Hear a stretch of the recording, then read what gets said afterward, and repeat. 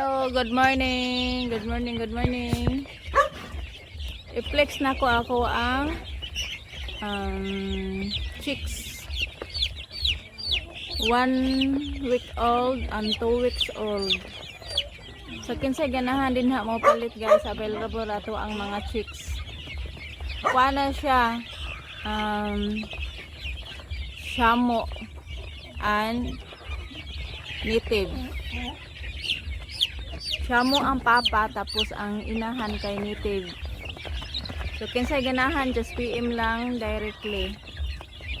1 week old and 2 weeks old ni sila guys. Unya with B1² vaccine na ni sila. Location sa Porok 3 Bunbon dinhi sa Aloginsan. Dool sa water refilling station sa Aguadel.